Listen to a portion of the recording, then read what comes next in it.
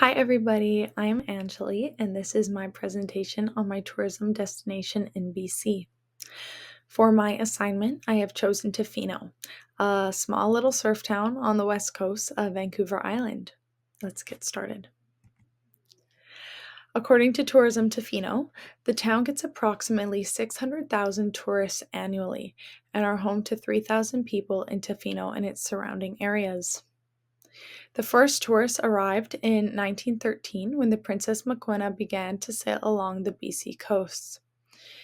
In 1947, the Tofino Board of Trade decided to promote tourism actively, and in 1964, the Tofino to Port Alberni Road was built, which dramatically boosted tourist arrivals.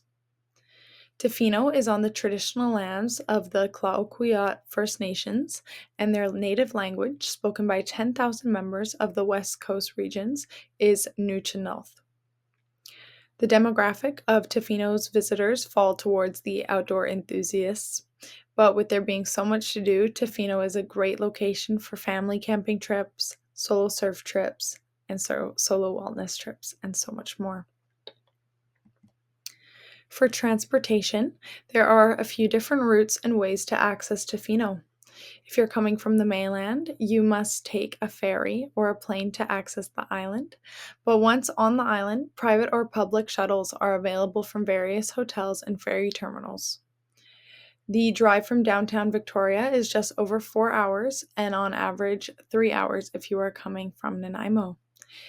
Getting to Tofino isn't too challenging with rentals, shuttles, and seaplanes and boats available, but if you are going to go by ground, make sure to take some gravel because it is quite the windy path to get there. Having different routes with various transportation services available is a strength of the destination. You can take a more expensive and scenic and quicker journey by plane, or a more budget-friendly yet lengthier journey by shuttle or car. I personally think both are equally as scenic, but to each their own. The roads were built and completed in 1959, but only made accessible to the public in 1964. With plenty of accommodation available, from campgrounds to luxurious hotels, Tofino has various accommodation styles with multiple price points, making it available to all kinds of people. Starting with approximately 30 hotels, motels, and lodges in the area, over 150 Airbnb listings, 100 Vrbo listings, and 10 private campgrounds. And in 2023, Tofino's average daily rate for hotels were $435 a night, higher-end campgrounds averaging $110 a night, and Airbnbs and Vrbos have private rooms starting at $121 a night to full, beautiful homes for approximately $1,880 a night. The strength of Tofino's accommodations are the variety of them. There are hostels, campsites, hotels. There are so many things that different people can go to. The only downside is that the cheaper options are the ones that are outside, are the campsites.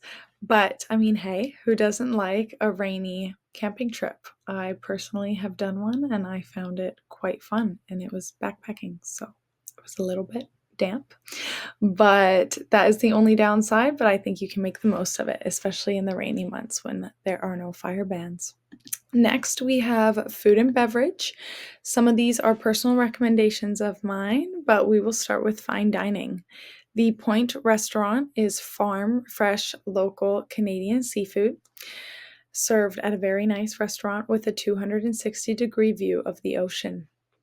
Next, we have The Shed, one of Tofino's most popular spots to eat, serving American bar food with burgers with products bought locally and from the mainland. For casual bites, we have Lil Ronnie's, a beachside barbecue, serving American barbecue food. And my honorable mention is Uki Poke. It is just outside of Tofino. It is in Ucluelet, but it is Hawaiian and Latin fusion mixed with fresh, nutritious seafood. Some caught locally, some imported from Hawaii, but it is overall so delicious and a very nice spot to enjoy. some food. Next, we have activities and recreation.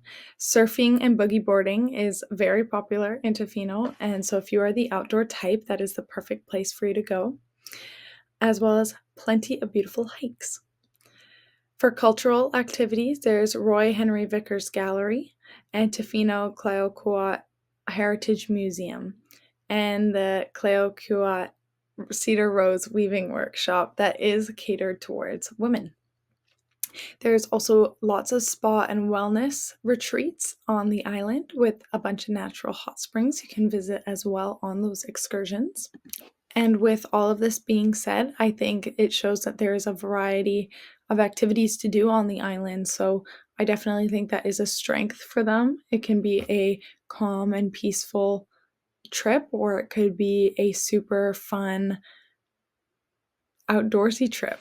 Also, in the winter months, there is storm watching, which very much helps when they are in their slower season. It is definitely a strength that they have. For travel services, Tourism Tofino is the official DMO of the area, with active and continued collaboration with the Clayoquot First Nations to integrate the ESAC pledge, which has started with the rebuild of the Welcome to Tofino sign and messaging around the ferry terminals.